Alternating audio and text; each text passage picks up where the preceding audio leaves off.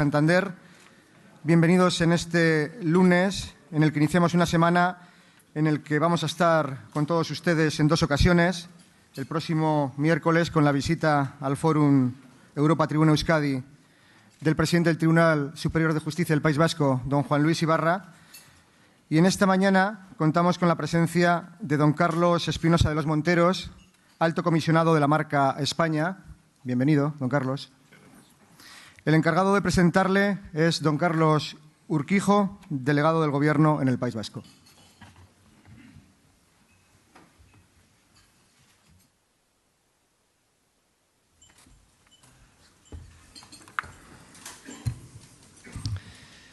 Buenos días. Tengo la satisfacción de presentar hoy aquí en Bilbao a Carlos Espinosa de los Monteros, que es desde julio de 2012 el encargado de la promoción de nuestro país en el exterior como alto comisionado de la marca España. Hombre de largo recorrido empresarial en la empresa privada, como veremos a continuación, me consta que uno de los títulos que porta con mayor orgullo, además del actual, del de alto comisionado de la marca España, es el de feliz abuelo de su reciente 14ª nieta llamada María, con la que está encantado. Licenciado en Derecho y Dirección de Empresas, es técnico comercial del Estado y a lo largo de su ya dilatada carrera profesional ha tenido tiempo de ser desde presidente de grandes empresas como Iberia o Mercedes-Benz España, hasta vicepresidente de Uralita o Inditex, pasando por consultor de la OTAN o por la presidencia del Círculo de Empresarios. Viene hoy a esta tribuna en su condición de embajador, porque eso y no otra cosa es ser alto comisionado de la marca España, y por tanto intervengo en su presentación como introductor de embajadores, en este caso de un embajador plenipotenciario de un pasado tan glorioso como convulso, de un presente alentador y de un futuro lleno de esperanza y confianza en todos nosotros, en el pueblo español. Al tomar prestado el papel de introductor de embajadores, soy plenamente consciente que mi intervención debe ser tan correcta como prescindible, pero también debo decir que necesitaré esforzarme para que así sea, porque no obviamente por mi capacidad oratoria, sino porque hablar de España, al menos en mi caso, es hablar de una de mis pasiones y sujetar la pasión no es tarea sencilla. Comienzo con una primera reflexión sobre el indudable acierto que ha supuesto agrupar la promoción de España bajo una misma dirección y con un único objetivo: explotar al máximo y de manera coordinada todas las potencialidades de nuestro país, económicas, culturales, tecnológicas, científicas o deportivas en el resto del mundo. La figura del alto comisionado se crea por Real Decreto de 28 de junio de 2012 para, cito textualmente, la mejora de la imagen exterior de España, así como la planificación y el impulso, coordinación y seguimiento de la acción exterior española pública y privada. A tal fin, el alto comisionado eleva al Gobierno planes anuales de acción exterior que se elaboran con las aportaciones que realizan los departamentos ministeriales competentes en este ámbito. En el momento actual, y sobre todo cuando se puso en marcha la marca España, el objetivo principal fue y continúa siendo el de colaborar en la superación de la crisis y la mejora de la economía y del empleo. Al servicio de ese objetivo, Carlos Espinosa de los Monteros ha desplegado una actividad ingente que sin duda ha contribuido a revertir aquella situación para poder disponer ahora de indicadores económicos claramente positivos. Es precisamente en ese ámbito del comercio exterior y la inversión extranjera en el que mejor se aprecia el trabajo de venta de nuestra marca. Nuestras exportaciones crecieron en 2012 un 3,8% y en 2013 lo hicieron un 5,2%. Las importaciones, por el contrario, decrecieron en 2012 un 0,5% y en el año pasado un 1,3%. Estas y otras cifras creo que avalan lo acertado de las medidas adoptadas por el Gobierno para salir de la crisis y acreditan también que el sacrificio realizado por todos los españoles no ha sido baldío. Finalizo ya y, estando en Bilbao, creo que debo hacerlo con un encargo que, aunque sé que no es necesario porque sé también, Carlos, de tu conocimiento de esta tierra, nunca está de más. Y es pedirte que cuando viajes por el mundo hables de lo que somos y hemos sido siempre los vascos, de nuestro buen hacer, de nuestra experiencia, de nuestro respeto por la palabra dada y el trabajo bien hecho, esos valores que siempre nos han adornado y que están muy por encima de las coyunturas políticas de un momento determinado de la historia. Carlos, tuya es la tribuna.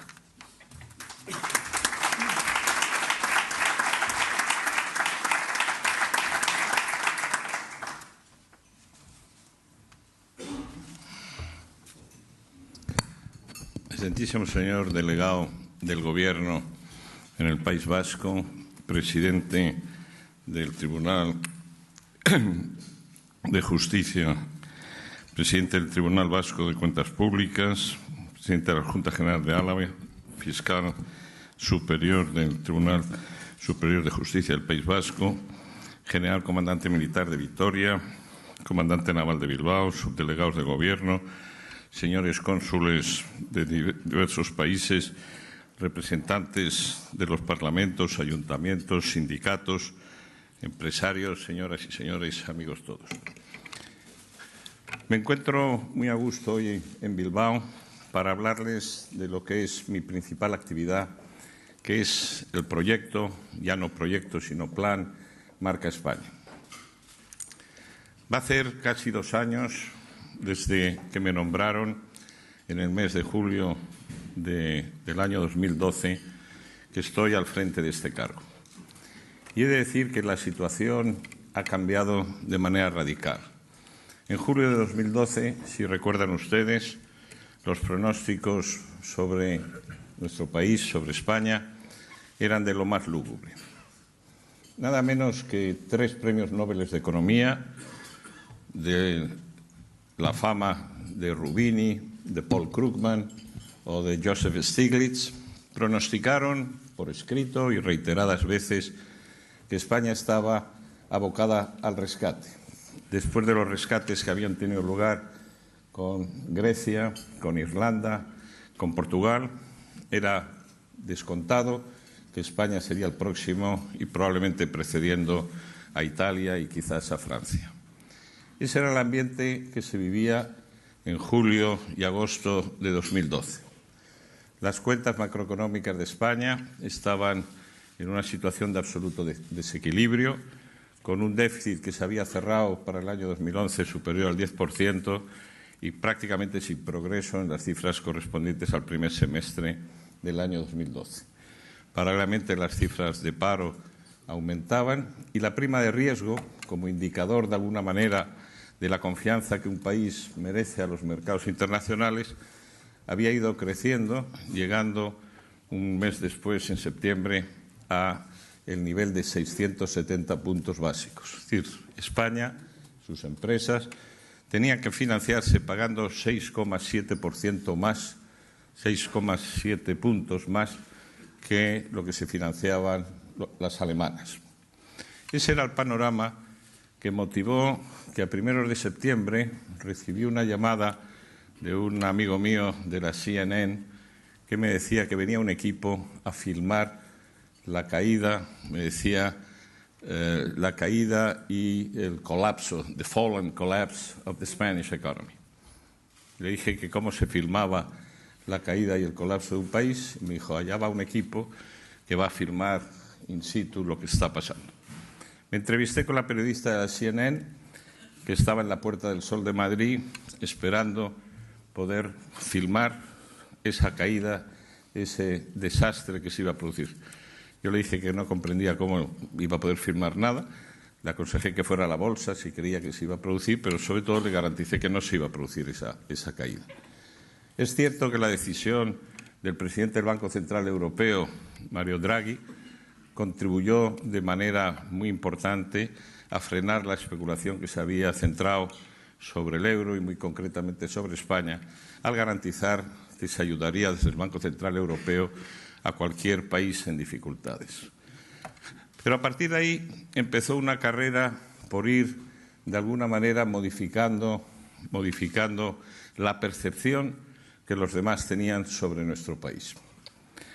En el último trimestre del año 2012, octubre, noviembre, diciembre, se publicaron en medios de comunicación de cierta relevancia mundial 780 artículos sobre España.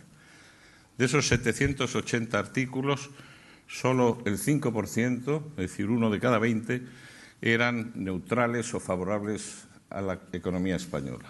El 95% eran claramente contrarios, algunas veces dramáticos, sobre cuál era la situación que tenía nuestro país.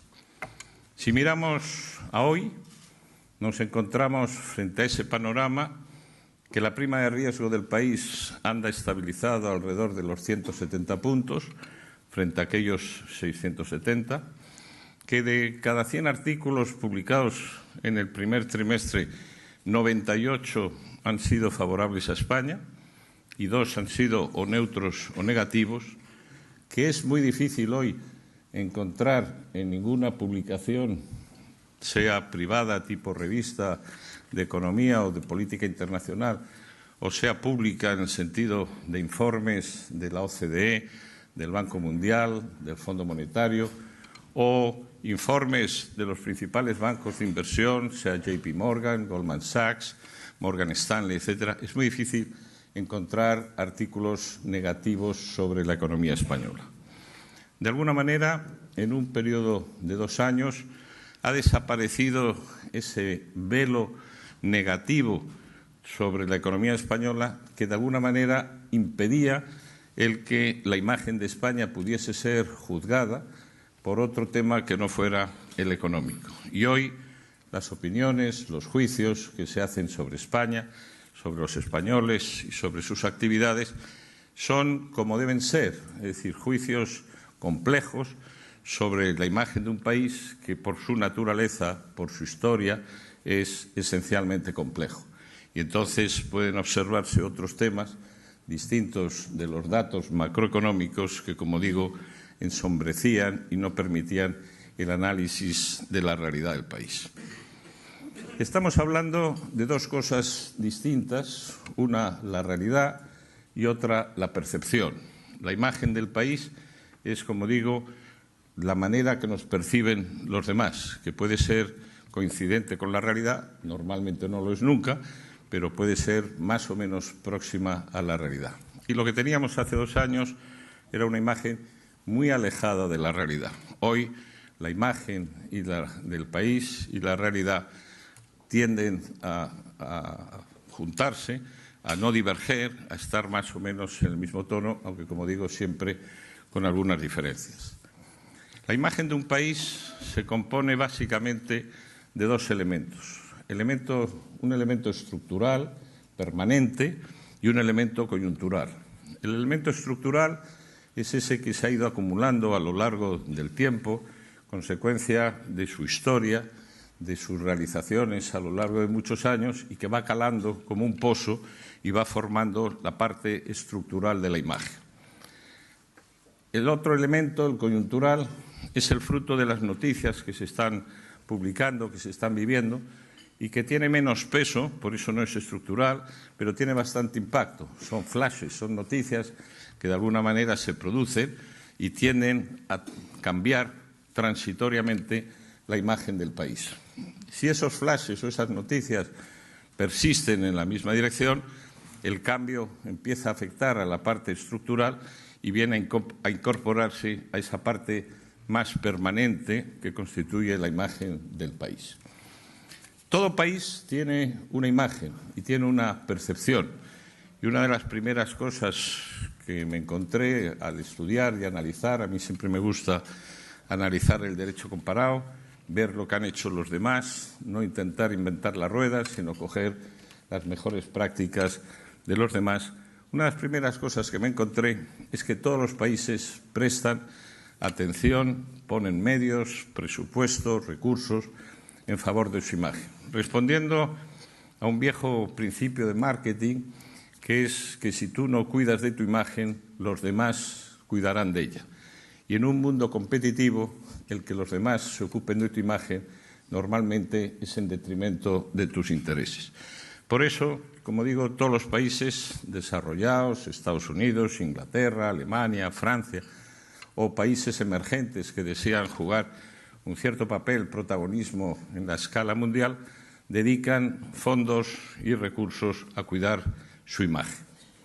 En general, estos programas de defensa, de protección, de impulso de la imagen, son programas de Estado. Son programas que no debe de ninguna manera apropiarse ni un gobierno ni un partido político. Son programas que deben nacer con la vocación de continuidad y con objetivos a perseguir en el medio y en el largo plazo. Y así hemos planteado desde Marca España este programa. El programa Marca España se inicia con una participación de todos aquellos que tienen algún papel en la construcción de la imagen exterior, con una participación de todos ellos y con una formulación de un plan anual de acción. Un plan donde se recogen las iniciativas de los distintos ministerios, de las comunidades autónomas, de ayuntamientos, de asociaciones civiles, de empresariales, todo aquel que de alguna manera juega un papel en el exterior y con su actuación está construyendo esa imagen de país. Este plan se somete al Gobierno, yo dependo directamente del presidente del Gobierno y someto el plan de acción a un consejo que se llama de Política Exterior, donde están representados los principales ministerios con competencias en los temas exteriores. Y ese plan pretende básicamente dos cosas. En primer lugar, mejorar la imagen del país y, en segundo lugar, contribuir a mejorar la realidad. Porque no solo estamos hablando de la percepción de los demás, sino que de esas percepciones y de esas medidas que captamos de cómo somos percibidos en el exterior, aparecen mensajes y recomendaciones necesarios para mejorar nuestra realidad. El fin último es que como país seamos cada vez más un país más avanzado, más respetado, con una imagen mejor. Porque el tener una buena o una mala imagen no es una cuestión sin importancia. Un país que tiene buena imagen, un país que es percibido por los demás como un país de primer orden, como un país serio, es un país que es capaz de obtener financiación a precios más razonables. Me refería antes a la prima de riesgo. Es un país que es capaz de captar inversión de los demás países para venir a unirse al ahorro nacional. Un país que tiene buena imagen es un país que tiene más facilidades para vender sus productos en el exterior, para aumentar y dinamizar sus exportaciones. Un país que tiene buena imagen es un país que resulta atractivo para visitar. El número de turistas está en relación con la imagen del país con mucha frecuencia, aparte de sus atributos y recursos naturales. Un país con buena imagen es un país donde la gente joven quiere venir a estudiar. Es un país donde la gente mayor quiere venir a retirarse. Es un país, en definitiva, que resulta atractivo para los jóvenes, los estudiantes, los inversores, los profesionales, los pensionistas, los prestamistas, los inversores. En definitiva, todos ellos, de alguna manera, con sus decisiones de comerciar, de venir a visitar, de residir o de invertir, están contribuyendo a la economía nacional de una manera positiva. Si una persona está dispuesta a pagar un 40% más por una lavadora de origen alemán frente a una lavadora de origen húngaro, aunque tenga un 90% de piezas en común, es porque la imagen de Alemania es una imagen superior cara al consumidor que la imagen que tiene el otro país de Europa Central. Y si un señor está dispuesto a pagar por un Audi, digamos, un 30% más que por un Skoda, aunque el 85 o el 90% de las piezas sean comunes en ambos modelos, es porque la imagen de Alemania es todavía superior a la imagen de Chequia. Y la imagen de los países no es algo que no se pueda modificar, no es algo que es como un sello con el que se nace y no se puede hacer nada contra ello. Basta recordar que el origen del made in, del fabricado en, es algo que los ingleses, en 1895, los importadores industriales ingleses, propusieron al alcalde de Londres para diferenciar a los productos que de manera creciente venían del continente procedentes de Alemania. Y el primer made in fue un made in Germany, un Made in Germany impuesto, como digo, por los ingleses para penalizar de alguna manera a los productos que se fabricaban en Alemania y que tenían, a su juicio, una calidad y una fiabilidad inferior a la de los productos ingleses. Para que el consumidor no se viera engañado por productos de inferior calidad, forzaron la imposición de este Made in Germany. Made in Germany nació, por tanto, como una penalización a un producto que se percibía peor. 100 años después de todos los Made in, el que tiene mayor prestigio es precisamente Made in Germany, fruto del trabajo, de la perseverancia, del desarrollo, de la tecnología de los alemanes que han logrado modificar esa percepción que tenían los productos alemanes, al menos en Inglaterra, al finalizar la primera fase de la Revolución Industrial. Análogamente, se puede decir de otros países como Japón, como Corea, países que en su origen aparecían como solo capaces de reproducir, de copiar, y que hoy son símbolo también de una tecnología avanzada y son objeto de admiración sus productos por todo el mundo. Luego, la imagen de un país se puede cambiar si se hacen las cosas bien, si se fijan unos objetivos claros, si se trabaja con tenacidad y perseverancia y si se trabaja de una manera conjunta por todos los protagonistas del país. A lo largo de este tiempo hemos ido definiendo, en primer lugar, tras un análisis de cuáles eran las debilidades y fortalezas de nuestro país en la percepción de los demás, hemos ido definiendo cuáles son los atributos que queremos que se asocien a la marca España, a la imagen de España en el exterior. Y estos básicamente son 5. El primero es que España sea percibida simultáneamente como un país tradicional y moderno.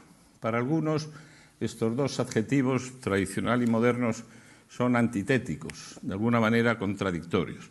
Pero en el caso de España y en el caso de otros países, donde tenemos una larga tradición y una larga historia de la que podemos sentirnos profundamente orgullosos, queremos reforzar eso que se nos reconoce con la percepción de España como un país moderno. En un reciente viaje que hicimos a Estados Unidos con los príncipes, llevamos este mensaje de país tradicional y moderno. Íbamos a conmemorar los 500 años del descubrimiento de la Florida por parte de los españoles. Íbamos también a California a conmemorar los 300 años del nacimiento de Fray Junípero Serra, el monje franciscano de Petra, que con unos pocos franciscanos más fue fundando todas las misiones desde el norte de Baja California hasta Seattle, todas aquellas misiones que han dado lugar a las ciudades con nombres españoles de Monterrey, San Francisco, Los Ángeles, Carmel, Santa Rosa, Santa Bárbara, etcétera, etcétera. El mensaje era: España estuvo aquí hace 500 años. España descubrió la Florida, produjo los primeros asentamientos, las primeras ciudades, las primeras iglesias, las primeras urbanizaciones. España construyó los primeros caminos, de los cuales el más importante y con significación histórica fue el famoso Camino Real. Y 500 años después, o 300 años después, en el caso de California, España y los españoles sigue presente y contribuyendo al desarrollo de la primera potencia del mundo, como es Estados Unidos. Y nuestros arquitectos son autores Moneo de la Catedral de Los Ángeles, Calatrava del Visitor Center en Nueva York, Bofill de 3 edificios en el Front Line de Chicago, y así podría seguir con un largo número de arquitectos españoles que, por cierto, hoy ocupan el decanato de las facultades de arquitectura de Yale y de Harvard. Y los ingenieros españoles están haciendo algunas de las obras de infraestructura más importantes de los Estados Unidos, como es el metro de Seattle, la unión de Long Island con Brooklyn, o obras de ingeniería en la construcción de la mayor planta solar del mundo en Arizona, o plantas de potabilización en Florida, o autopistas en Indiana, Illinois, en Georgia, New México. Es decir, Esos españoles que de alguna manera descubrían América y se adelantaban a su tiempo con obras de ingeniería y de construcción admirables, siguen 500 años después haciendo obras de gran importancia en el país, como digo, más desarrollado de América. Ese es el concepto de España, tradición y modernidad que queremos sea el primer atributo al que se asocie a nuestro país en el exterior. El segundo atributo es España como un país sólido y solidario, jugando un poco con estos dos términos que tienen la misma raíz en todos los idiomas. Un país sólido porque somos una de las potencias del mundo. De un conjunto de 200 países que forman la comunidad internacional, España está entre el 10 y el 20, según las épocas, pero siempre moviéndonos, como digo, alrededor del puesto número 15. Somos el cuarto país en importancia en la Unión Europea y somos un país que tiene dos patas y dos conexiones muy importantes, una como país europeo, como miembro importante de la Unión Europea, y otro como país latinoamericano. Y aunque en Europa seamos muy críticos sobre lo que significa hoy Europa, basta salir un poco de Europa y ver el resto del mundo para ver con qué envidia se contempla en Asia, en América y en África lo que ha sido el movimiento de la construcción europea. Y ser europeo es un plus en todo el mundo. Recientemente, en un viaje en India, visitaba un concesionario de una marca de calzados española y ponía, después del logo de la marca, ponía Made in Europe. En la India, un producto hecho en Europa, en este caso en España, es un plus que permite un posicionamiento en lo más alto, porque para estos países, para 2/3 del planeta, Europa es lo más avanzado en tecnología, en arte, en diseño, etcétera, etcétera. Pero somos también un país sólido por nuestro peso y nuestra presencia en Latinoamérica.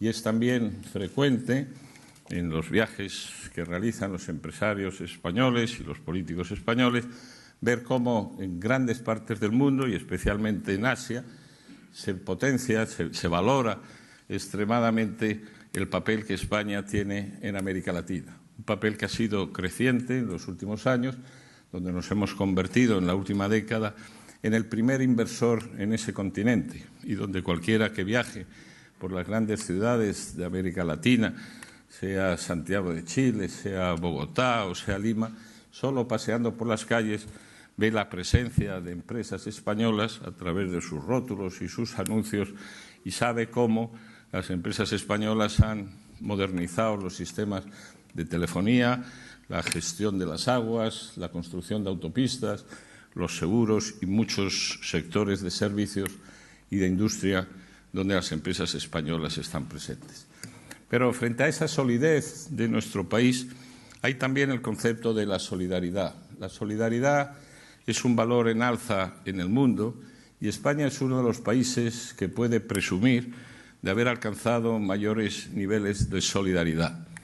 Es en España donde tiene su razón de ser y su existencia la Organización Nacional de Trasplantes, que aparece como una organización modélica en el panorama internacional y que sirve de ejemplo y referencia para otras muchas. Y pocos ejemplos hay más grandes de solidaridad que lo que supone los trasplantes entre seres vivos. Es España también el país donde tiene su origen, su sede, la Organización Nacional de Ciegos, el mayor organismo para el tratamiento de los invidentes, también objeto de estudio, de valoración, de visitas por parte de muchas organizaciones dedicadas al mismo fin en el mundo. Y es España también un país que figura entre los 10 primeros donantes en las mayores agencias de Naciones Unidas. Se trate de agencias para la infancia, como UNICEF, de agencias para el auxilio a los refugiados, como ACNUR, o de la Cruz Roja o de Cáritas. España es un país manifiestamente solidario y que lo es también en épocas de crisis, donde esa solidaridad intrafamiliar permite que con los escandalosos niveles de paro que tenemos en nuestro país se pueda convivir sin grandes alteraciones sociales debido a esas redes de solidaridad. España, por tanto, país sólido y solidario. El tercer atributo que queremos asociar con España es el de la diversidad. España es uno de los países más diversos del planeta. Es un país que tiene una diversidad climática donde tenemos, contando con nuestras islas, todos los climas del mundo, menos el clima tropical extremo. Es un país donde tenemos una riqueza de fauna y de vegetación como ningún otro país de Europa. Tenemos en nuestro país el 90% de las especies autóctonas, especies vegetales autóctonas del mundo. Y es un país con una diversidad cultural que se manifiesta a lo largo de la presencia de prácticamente todos los imperios y civilizaciones que en el mundo ha habido, con excepción de la China, que han dejado su sello, su registro en todo nuestro territorio. Esa diversidad hace que España sea un país sumamente atractivo y eso se traduce en el análisis de las cifras de los turistas. No solo vienen 60 millones de turistas al año a España, sino que es lo más importante, el 85% ha venido más de 2 veces y más del 70% ha estado como mínimo 3 veces en España. Es verdad que en muchos casos son turistas que regularmente aparecen en el mismo sitio, pero es creciente el número de personas que visitan nuestro país, empezando por la costa, van visitando el interior, van descubriendo la riqueza de nuestro románico o el Camino de Santiago o las costumbres y ferias populares y van conociendo España. Ningún otro país del mundo tiene un índice de repetición de visitantes como España, debido a esta diversidad y al atractivo que ofrece nuestro país con una selección variada de ofertas culturales, turísticas, climáticas, etc. El cuarto atributo al que quiero referirme es el que hace referencia a la flexibilidad. España es un país flexible y la flexibilidad también es otro valor en alza. Es un país que ha sabido adaptarse a cambios muy importantes, junto con Portugal, pero con mayor facilidad. Hemos sido el único país europeo que ha hecho una transición ordenada desde un régimen autoritario a un régimen democrático, modelo que sirve todavía de utilidad y es objeto de frecuentes consultas por parte de otros países que están en procesos similares y muy recientemente los llamados de la primavera árabe. Pero es un país que también ha sabido adaptarse a las dificultades y a las circunstancias. Lo que estamos viviendo en los momentos actuales no es sino una manifestación de esta flexibilidad. Frente a otras sociedades más viejas y caducas del continente europeo, España tiene todavía resortes y dinamismo para poder ir evolucionando y superando las dificultades con las que se enfrenta. Estos atributos son los atributos que, de alguna manera, se podrían resumir en una palabra, y es que España aspira a ser percibido como un país fiable, como un país reliable, en la terminología inglesa, un país en el que se puede confiar, un país que hace honor a sus compromisos, un país que está cumpliendo lo pactado, un país con el que se pueden hacer negocios, un país, de alguna manera, que despierta confianza y seguridad a aquellos que lo visitan o que mantienen relaciones comerciales, culturales o de cualquier tipo.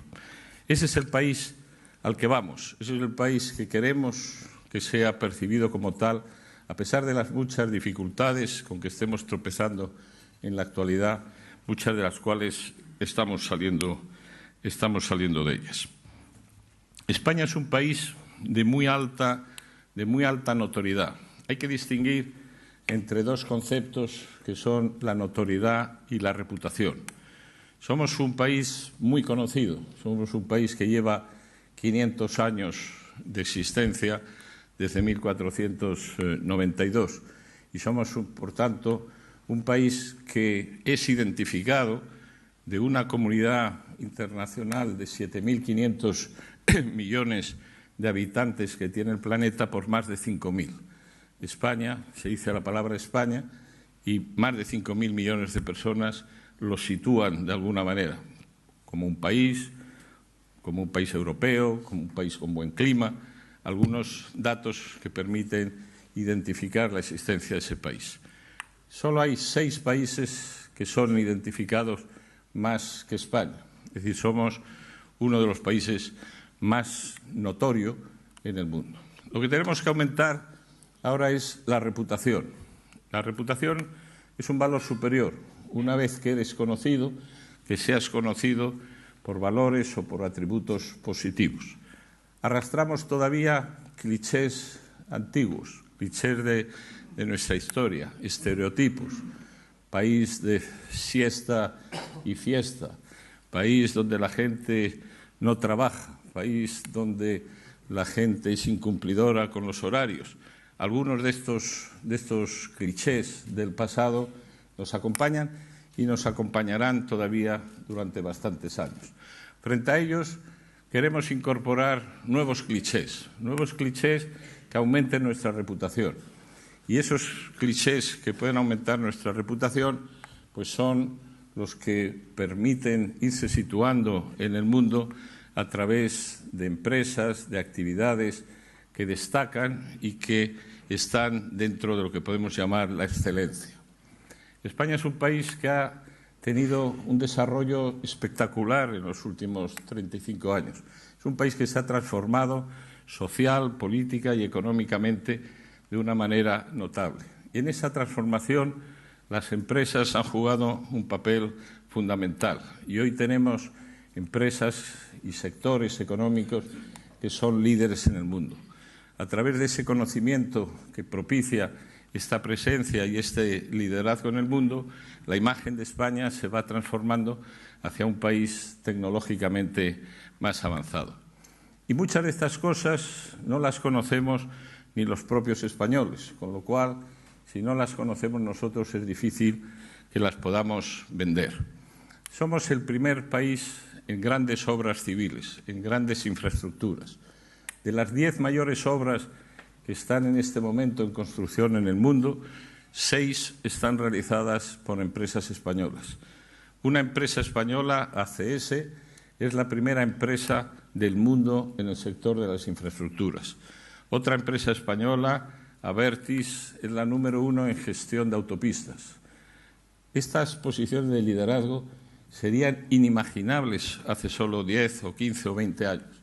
España ha avanzado muchísimo, en algunos casos por necesidad y en otros por convencimiento, pero la presencia de nuestras empresas en el mundo es una presencia hoy muy importante, muy notable, en sectores, como digo, de mediana y de alta tecnología. Somos el primer país en empresas en el sector de energías renovables en el mundo. Somos el segundo, después de Alemania, en utilización de esas energías renovables. Somos el país con mayor kilómetros de tren de alta velocidad. Estamos haciendo el mayor proyecto del mundo en el tren del desierto, de los peregrinos, de la Meca a Medina, con tecnología 100% española. Somos el tercer país en empresas de bioquímica y en bioenergía. Somos el segundo fabricante de Europa de automóviles y el primero en vehículos industriales.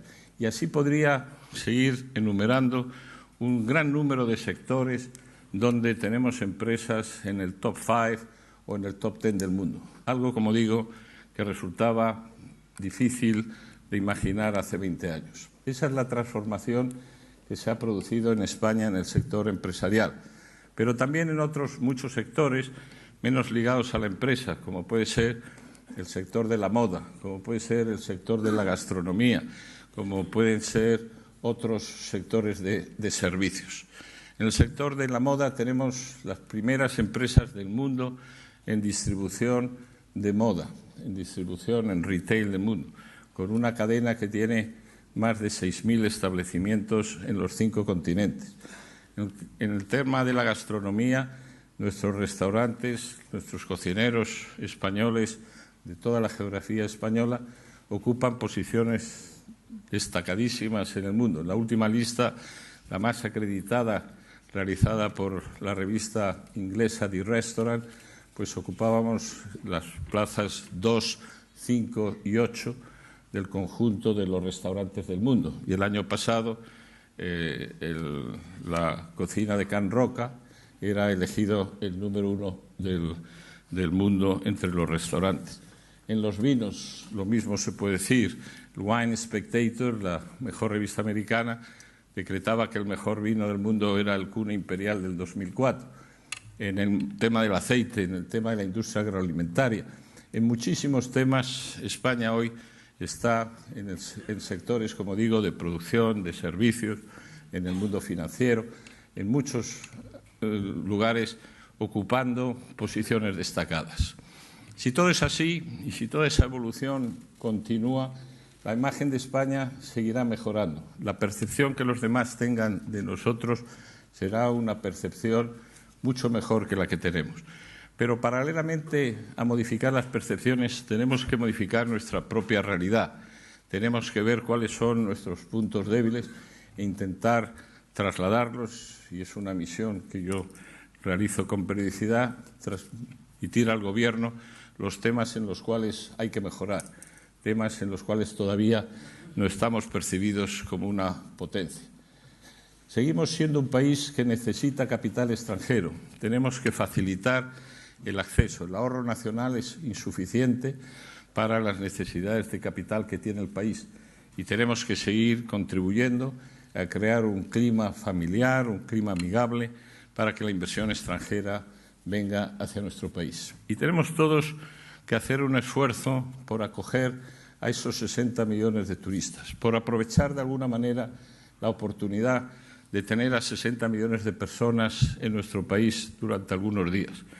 Hace 2 años estuve con mi homólogo brasileño, que fue nombrado por el Gobierno de Brasil para intentar potenciar la imagen de Brasil con motivo de 2 acontecimientos mundiales, como son la Copa del Mundo, que empieza dentro de unos días, y los Juegos Olímpicos dentro de 2 años. Y me decía este señor que tenían que aprovechar la oportunidad que se les presentaba de recibir a 5 millones de personas con motivo de estos 2 acontecimientos y que querían presentar una imagen distinta de los clichés de la samba, de las favelas, del sexo, de las mulatas que están asociados a Brasil. Ya no podemos desaprovechar la oportunidad que nos vienen 5 millones de personas. Y yo pensaba, nosotros recibimos 60 millones cada año. Y qué poco hacemos con mucha frecuencia para dejarles algún mensaje, para transmitir algunos valores. Y son muchas veces estos mismos extranjeros los que nos hacen la mejor propaganda y difusión de nuestro país en el exterior. Tenemos mucho trabajo que hacer y lo queremos hacer conjuntamente con todo el mundo, con todas las empresas, las instituciones, los políticos, los partidos, los sindicatos, todos embarcarnos en esta aventura, para mi juicio apasionante, que es la de potenciar a nuestro país, a potenciar la imagen de nuestro país. Porque esto es, como dicen los americanos, un win-win game. Es un juego en el que solo hay ganadores. En la mayoría de los juegos, para que alguien gane, hace falta que alguien pierda. Pero aquí, en este juego que tiene como objetivo el mejorar la imagen de nuestro país, todos los españoles saldremos ganando. A eso les invito a que participen y les agradezco a todos ustedes su presencia aquí esta mañana y, sobre todo, su paciencia escuchando mis palabras. Muchas gracias.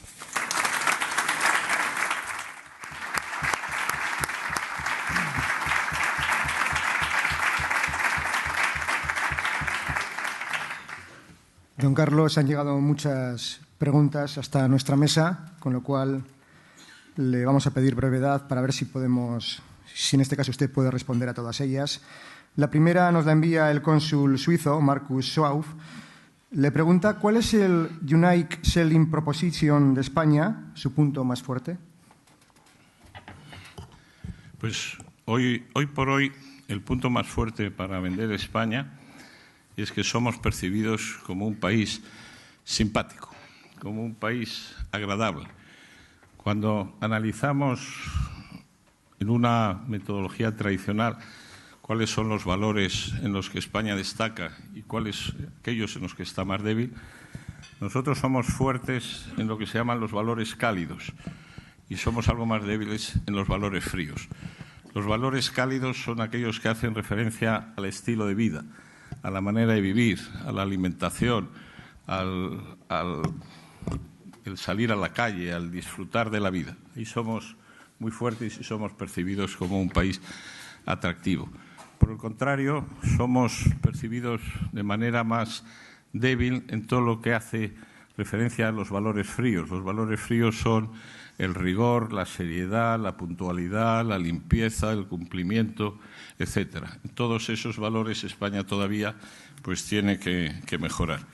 Nuestra proposición, nuestra USP o Unique Selling Proposition, pues es que España ha mejorado bastante en todos esos clichés, que este no es un país donde se duerme la siesta, por ejemplo. Por cierto, el país donde más se duerme la siesta es el país que tiene más fama de laborioso, como es la China, pero a cambio somos un país donde la gente trabaja con seriedad, trabaja con una alta productividad y esa es la proposición que queremos ir incorporando frente a los estereotipos actuales. Eduardo Beltrán, de Corporación Mondragón, le pregunta ¿en qué sectores se quiere promocionar la marca España? ¿Turismo, industria, agricultura? Nosotros no hacemos un análisis de en qué sectores. Creemos que la riqueza de España es su complejidad y que, por tanto, hay que promocionar a los cocineros y a los médicos, a los biólogos y a los deportistas. No he hablado para nada de deporte, pero el deporte es un componente importantísimo en la imagen de nuestro país, y lo es. Y me voy a extender un minuto por haber omitido en mis palabras, que me he saltado muchas cosas, por haber omitido el deporte. El deporte es hoy el fenómeno más seguido, conjuntamente con la música, por el resto del mundo. Pero el deporte asocia la imagen de país, puesto que las competiciones se celebran entre países. El deporte nos da una grandísima notoriedad, pero en los últimos años ha aumentado también mucho la reputación de España, no solo por los éxitos, sino porque hemos pasado en un proceso bastante rápido de tener deportistas singulares muy importantes, deportistas que de alguna manera lo que ponían de manifiesto era el talento individual de las personas, a triunfos en deportes colectivos. Hemos ganado, por supuesto, en fútbol, pero también en baloncesto, en gimnasia rítmica, en waterpolo, en balonmano, en muchos deportes colectivos. Y ahí lo que ocurre es que para triunfar en deportes colectivos hay que tener valores que solo son propios de los países desarrollados, que son valores que hacen referencia a la organización, la capacidad de organización, la capacidad de sacrificio, la generosidad entre los integrantes del grupo, el poner al grupo por delante de la individualidad. Y todos esos valores, de alguna manera, como digo, son exclusivos. Verán ustedes que rarísima vez países subdesarrollados o países con un escaso nivel de desarrollo triunfan en deportes colectivos, porque hace falta esos valores adicionales que solo se alcanzan a partir de un cierto nivel de desarrollo. Y España ha dado ese paso y ha pasado a ser muy destacada en los deportes colectivos. Pero el deporte, además, aporta algo muy importante, que es un factor de integración nacional. En un país que tiende a la disgregación y que no tiene muchos elementos alrededor de los cuales unirse, el deporte aparece, especialmente cuando hay éxitos, como un elemento integrador. Es cierto que todavía los españoles, cuando gana un equipo, una selección española, decimos hemos ganado, y cuando pierden decimos han perdido. Pero eso, de alguna manera, se corrige con la satisfacción de los españoles cuando se producen esos triunfos colectivos. La gastronomía podría ser uno de los pilares de la marca España frente a la japonesa, la italiana, el Basque Culinary Center, Silicon Valley de la gastronomía, que está en Guipúzcoa, el centro de I+D del Bulli en Cadaqués. ¿Podría canalizarse estas energías hacia un vector ganador?, le preguntan. Sí, la gastronomía es sin duda uno de los elementos de mayor modernidad de España. Hoy en día toda la innovación que se ha producido en los últimos años y que se está produciendo actualmente en el terreno gastronómico procede de cocineros españoles. Si España se ha caracterizado por algo, tradicionalmente tenía una buena cocina, pero en estos últimos años y con algunas figuras individuales destacadas que han creado escuela, España se ha convertido en el país más innovador en el terreno gastronómico. Y esas iniciativas que ha señalado, como el Basque Culinary Center o la Escuela Adrià, son actividades que sin duda están creando imagen y que están tirando de muchas iniciativas y de muchos profesionales que van por ese sendero con gran admiración por parte del resto del mundo. Le preguntan por otro sector. Es muy importante la promoción de la marca España fuera de nuestro país, pero ¿no cree que es tan importante promocionar y vender la marca España dentro de España? ¿Dónde está tan criticada? Le preguntan. Por ejemplo, los grandes marinos de España fueron vascos, guipuzcoanos. ¿Se sabe esto dentro de España? No se sabe nada dentro de España. En el mes de noviembre se estaba celebrando el 500 aniversario del descubrimiento del Pacífico por Vasco Núñez de Balboa. Hicimos una pequeña encuesta en un colegio de Madrid preguntando a chicos de 15 y 16 años quién era Núñez de Balboa. La respuesta fue tremenda. 60% de la gente dijo una estación de metro, porque en Madrid hay una calle que se llama Núñez de Balboa y tiene una estación de metro con ese nombre. 60% una estación de metro, 20% una calle y el otro 20% pues sí decía era un descubridor, conquistador, y menos del 2% lo identificaban con un episodio tan importante como fue el descubrimiento del Pacífico. Tenemos un enorme déficit en España, y este es uno de los temas que ha sido objeto de denuncia por mi parte, un enorme déficit de conocimiento de nuestra propia historia, de nuestra cultura y de nuestra literatura. Para que se hagan una idea, el promedio de horas que se dedican en la enseñanza obligatoria, que va de los 6 a los 18 años en la mayoría de los países europeos, el promedio de horas que en esos 12 años se dedican al conocimiento de la historia, la geografía, la literatura y la cultura de cada país es de unas 1000 horas. Hay países donde se dedican 800, 900, algunos hasta 1200. En España son 450 horas. Es decir, estamos dedicando menos de la mitad que los países de nuestro entorno al conocimiento de nuestro propio país. Eso en términos cuantitativos, en términos de horas. Si hiciéramos un análisis mucho más complejo en términos cualitativos, es decir, qué es lo que se enseña en esas horas, pues sería todavía más dramático. Para que se hagan una idea, las cuevas de Altamira, que son consideradas por los paleontólogos como, y lo dijo un famoso paleontólogo francés, como la Capilla Sixtina del arte rupestre, que la tenemos a pocos kilómetros de aquí, en Santillana del Mar, se estudia únicamente en 2 de las 17 comunidades autónomas de España, en Cantabria y en otra. En 15, cuando llega el arte rupestre, se estudia la cueva del Tío Paco, la cueva del Borrico, la cueva de no sé qué, que es la que está en esa comunidad autónoma. Nos falta, y tenemos un grave problema, nos falta un profundo conocimiento de lo que es la realidad histórica, geográfica y cultural de nuestro país. Varias preguntas relativas a la corrupción. ¿Qué incidencia sobre la marca España pueden tener los continuos escándalos de corrupción que se están dando en todos los niveles sociales? También le preguntan, ¿se puede corregir esta tendencia? ¿Hay alguna medida para ello en su programa interministerial? Bueno, desgraciadamente la corrupción es una realidad y una realidad bastante significativa en España, en un país donde hace algunas décadas el nivel era bajísimo. No tiene una gran incidencia en la imagen de España en el exterior.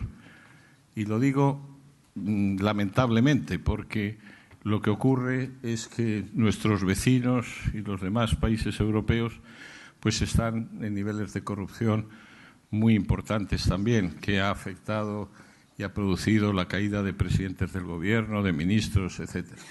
Entonces, lo que hemos hecho ha sido, desgraciadamente, caminar por el mal camino e irnos pareciendo a ellos. Entonces, esto no acaba siendo una nota significativa en el exterior. Sí tiene un efecto devastador, y afortunadamente lo tiene, en el interior de España, que ha producido pues la pérdida de fe en instituciones, en políticos, en empresarios, en muchas personas, la constatación de esta corrupción existente. Y digo que afortunadamente tiene un efecto devastador porque en aquellas sociedades donde anomalías de esta naturaleza como es la corrupción no producen reacción, son sociedades muertas. Entonces es mejor que haya un país en el cual la gente se escandalice y penalice a los políticos que asocia con esto que lo contrario. Pero cara a la imagen exterior no puedo decir, y no lo hemos percibido, que sea un elemento diferenciador que esté perjudicando a España. A su juicio, ¿qué reformas debe aún abordar el Gobierno para apuntalar el buen crédito de la marca España? Bueno, este es un tema de política en el que yo no estoy especializado. Yo no soy político y, por tanto, yo hago informes sobre lo que se detecta fuera, lo que son elementos que de alguna manera están perjudicando a la imagen del país, pero no me corresponde a mí decir qué reformas hay que hacer y cuáles se pueden hacer en estos momentos. El nacionalismo, señor Carlos Espinosa de los Monteros, el nacionalismo gobernante huye de la marca España por estar ligada a la corrupción, despilfarro, mala gestión y crisis. ¿Qué opina de esto? Es mentira. Quien huye de la marca España no huye porque la marca España tenga esos atributos que no los tiene, sino huye porque forma parte de su credo político el no apoyar iniciativas unidas a la palabra España. Hace unos días, Antonio Cancelo, expresidente del Grupo Mondragón, dijo en una entrevista que es un error la guerra entre la marca España y la marca Euskadi. ¿Piensa usted que la marca Euskadi en solitario está condenada al ostracismo o piensa que por sí sola puede hacerse con un hueco en el mundo? Pues mire, yo le puedo dar algunos datos de los cuales se pueden deducir conclusiones, yo creo que bastante claras. Les decía antes que en el mundo hay 7.500 millones de personas y que España es conocida, asociada por unos 5.000 millones. Yo tengo datos de los distintos países, territorios y ciudades que llegan hasta 500 millones. Es decir, por debajo de 500 millones no tengo datos. No existe en todo el mundo, nada más que una región que tenga un reconocimiento superior a 500 millones de personas. Y esa región es California. Sí existen algunas ciudades, y entre ellas está Madrid, está Barcelona en primer lugar, está Barcelona, está Madrid y está Bilbao, que sean conocidos por más de 500 millones de personas. Pero, como le digo, no existe ningún territorio regional, Estado federal, como lo quieran llamar, que sea reconocido por al menos 500 millones, con la excepción de California. Es decir, que ninguna región de Francia, ninguna región de Alemania, ni siquiera Baviera, que es la más conocida, ninguna región de Italia o de Inglaterra o de otros países tiene reconocimiento mundial. Lo que la gente conoce son los países y las ciudades, pero no figuras intermedias. Ya ha dicho que no es político, pero le traslado una pregunta con bastante contenido vinculado a lo que está sucediendo en Cataluña, probablemente también en Euskadi. ¿De qué manera está afectando a la marca España el debate soberanista de Cataluña y la imagen que se traslada al mundo de que una parte del Estado quiere independizarse? Pues yo tengo reuniones, porque es básicamente mi trabajo, reuniones frecuentes con analistas de bancos, con periodistas, con personas que de alguna manera son los que conforman las opiniones en el mundo. Y he de decirles que al principio las mayores preocupaciones sobre el futuro de España o sobre la imagen de España hacían referencia a los desequilibrios macroeconómicos. Después apareció el desempleo como una manifestación de preocupación ante la escasa mejoría de las cifras de paro. Y después apareció el tema de Cataluña. El tema de Cataluña es un tema que genera una cierta inquietud, todavía moderada, entre estos analistas que de alguna manera, como digo, crean opinión e influyen sobre los inversores. En algún informe se ha llegado a recomendar invertir en Cataluña a plazo no superior al año. Pero en general todavía el tema de Cataluña está en los análisis que se hacen basado en un convencimiento que transfieren la mayoría de estas personas de que al final no pasará nada. Si pasa algo, indudablemente tendrá consecuencias graves. Cuando, como consecuencia de una tormenta, en un árbol se desgaja una rama importante, el árbol sufre, pero quien sufre y de manera definitiva es la rama que queda desgajada. Dos últimas preguntas vinculadas al mundo del deporte. Según los estudios, ¿se sabe cómo impactan los éxitos deportivos en la marca España y qué dimensión puede dar la Copa del Mundo de Brasil a la marca España si la selección de Del Bosque consigue el título? Me he referido antes un poco al tema del deporte y el impacto que ha tenido muy grande en notoriedad y creciente en reputación. Es cierto que España tiene una buena imagen, y también quisiera concluir con esto. España tiene una buena imagen en la mayor parte de los países del mundo, muy concretamente en Europa, en la zona del Golfo, Oriente Medio, en la Europa del Este, en Estados Unidos y en la mayor parte de los países latinoamericanos. En los últimos observatorios que se hacen trimestralmente por agencias independientes, solo tenemos mala imagen en este momento en Argentina, en Bolivia y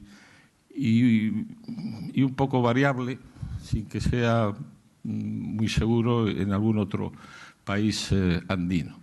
Y que no lo digo porque, como digo, no está muy confirmado. Pero en Argentina y Bolivia son prácticamente los dos únicos países donde España tiene mala imagen y como consecuencia de una acción política de los gobiernos de estos países reiterada y echando la culpa a muchos de los problemas internos a la presencia de empresas españolas en esos países. Y lo que nos ocurre es que en el continente que tiene más futuro, mayores tasas de crecimiento, como es el continente asiático, tenemos muy baja imagen. No es que tengamos mala imagen, sino que nuestra notoriedad es pequeña. Y casi, en muchos de estos países de Oriente, casi limitada al deporte. Es decir, el deporte es casi por lo único que se nos conoce en países asiáticos, como digo, y en parte de China, con la excepción de Shanghái y un poquito en Beijing, pero en el resto del país, pues a España se la conoce poco y se la conoce por sus realizaciones deportivas. Entonces, estamos observando que en algunos países, y lo mismo nos pasó en África, el deporte es como lo primero que se conoce del país y posteriormente, con la presencia de intereses españoles, de empresas españolas, de artistas, etcétera, se va ampliando el conocimiento que se tiene del país. Pero el deporte hoy en día está yendo por delante y es casi, como digo, en algunos países, que además son países muy importantes y a los que tenemos que prestar mucha atención, es casi la única identificación con España. El tema de los resultados que obtengamos en el Mundial de Brasil, pues sí, de alguna manera tendrá efecto, pero yo creo que es un poco difícil de medir. Es un poco difícil de saber qué va a pasar en Brasil, si si va a ser un campeonato que se va a desarrollar con normalidad o si algunas de las amenazas que hay de convulsión social y de oposición por partes importantes de la sociedad brasileña van a alterarlo. Entonces, yo no soy capaz de pronunciarme sobre el efecto que puede tener. Las victorias todas tienen efecto positivo, pero hay derrotas que también tienen un efecto positivo. Uno de los puntos donde hemos medido una mejora de la percepción de España fue la derrota de Nadal. Nadal es uno de los grandes abanderados de la imagen de España. La derrota de Nadal en la final de Australia. El comportamiento de Nadal, afectado de una lesión importante, luchando hasta el final, reconociendo la superioridad del rival, no acudiendo a excusas de que había perdido por su lesión, etcétera, pues fue un elemento que sirvió para mejorar mucho la imagen de los españoles como deportistas, como personas que saben ganar y, lo que es más difícil, saben perder. Muy bien. Hasta aquí las reflexiones, la opinión de don Carlos Espinosa de los Monteros, alto comisionado de la marca España. Gracias por acompañarnos en este lunes. Ahora, como siempre, el patrocinador del desayuno, el Grupo Santander, quiere agradecer su presencia. Es el turno. Tiene la palabra José Ignacio Polidura, su director general, director territorial País Vasco del Banco Santander. Buenos días a todos. Empresarios, empresarias, amigos y amigos. Buenos días. En primer lugar, Banco Santander, como patrocinador de este foro, quiere agradecer a don Carlos María Urquijo, delegado del Gobierno, su presencia hoy aquí de una forma muy especial. Y escuchar a Carlos Espinosa de los Monteros, del alto comisionado de la marca España, y a quien agradezco profundamente sus palabras, me sirve de excusa para hablar de la importancia que tiene la marca para una entidad como la nuestra. Como saben, hace poco más de un año, el Grupo Santander decidió unificar en una sola marca las tres con las que hasta en este momento operaba en el mercado español, y hoy ya es una realidad de integración Banesto-Banif bajo la marca Santander. Como dijo nuestro presidente en el momento de anunciarlo, esta decisión se tomó desde el convencimiento de que la unión bajo el paraguas común de la más reconocida de ellas, tanto en el ámbito internacional como en el mercado local, beneficiaría a nuestros clientes, a nuestros accionistas y, evidentemente, a quienes trabajamos en el Santander. Ya ha pasado un año y, como les decía, y los beneficios son ya tangibles. Internamente en nuestro país, el crecimiento en cuotas de mercado y en satisfacción de clientes ya es un hecho constatable, y hoy somos una red con 4.000 oficinas en España y con cerca de 23.000 empleados. De fuera nos llegan reconocimientos de los que nos sentimos orgullosos y hemos sabido que hace unos días, un año más, el ranking general de las 100 marcas más valiosas del mundo la encabezan Google, Apple, seguidos de IBM, Microsoft y McDonald's. Fíjense que hay que bajar hasta el 5.º escalón para encontrar una marca no tecnológica, McDonald's seguida de Coca-Cola. La importancia que el mundo actual le otorga a las nuevas tecnologías, al mundo digital de Internet, es innegable. Por parte del mundo financiero al que representamos, la única entre los 10 primeros clasificados es Visa en la 7ª plaza. En nuestro caso, como les decía, nos sentimos contentos. Santander mejora su posición en el ranking de los top 10 Global Bank y se sitúa en 4º lugar. El año pasado estábamos en el 6º, detrás de grandes bancos internacionales como es HSBC, Citi, JP Morgan y delante de ING, UBS, Barclays o BNP. Que la marca es uno de los elementos más sensibles de la empresa lo demuestra el hecho de que le afecta todo, absolutamente todo, incluso lo que no es propiamente suyo, pero le roza desde el exterior. Fíjense que, a pesar de la recuperación, las marcas financieras siguen lastradas por ciertos factores que puso al descubierto la crisis, como las malas prácticas de una parte del sector. Santander coincide con los resultados de los otros rankings más prestigiosos y de valoración de marcas a nivel mundial, Interbrand, Brand Finance. En este último, Santander es la primera marca de banca comercial internacional en 2014 y la primera marca financiera de Latinoamérica. Termino porque estamos aquí en calidad de oyentes para escucharles, compartir nuestra experiencia con ustedes, intercambiar ideas y aprender a través de la comunicación. Ese es nuestro propósito cada día, aprender a mejorar y poder compartirlo con todos ustedes en un futuro que deseamos muy esperanzador. Muchas gracias.